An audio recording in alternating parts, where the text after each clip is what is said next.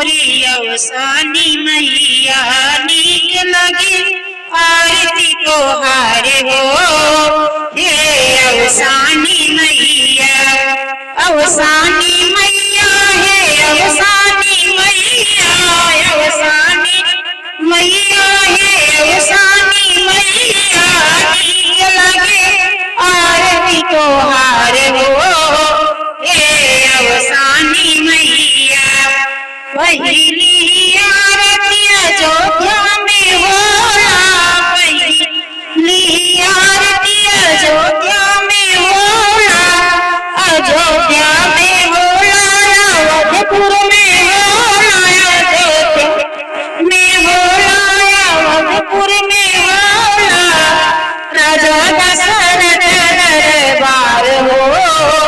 हे अवसानी मैया, राजा दशरथ दरबार हो।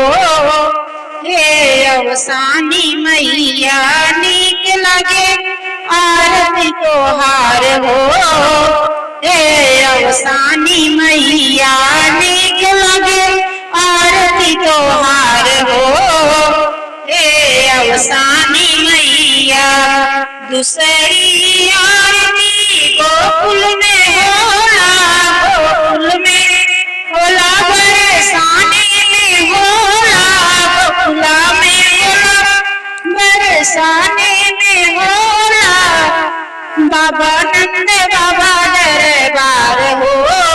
हे अवसानी मैया, नंद बाबा के दरबार हो।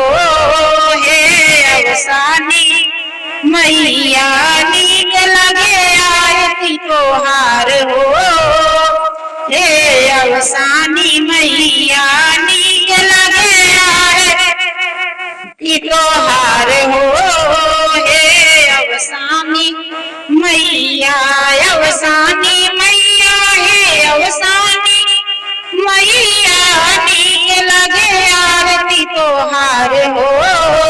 हे अवसानी मैया, तीसरी आरती काशी में होला, काशी में होला, बनारस में होला, काशी में होला, बनारस में होला, बाबा विश्वनाथ दरबार हो।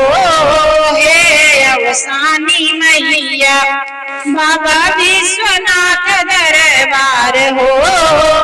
हे अवसानी मैया नीक लगे आरती तोहार हो। हे अवसानी मैया नीक लगे आरती तोहार हो। हे अवसानी मैया, चौथी आरती मोरे अंगना में होला, चौथी आरती मोरे अंगना में होला, हम सबके दरबार में। हे अवसानी मैया, हम सबके दरबार में। हे अवसानी मैया नीक लगे आरती तोहार हो। हे अवसानी मैया नीक लगे आरती तोहार हो। हे अवसानी मैया।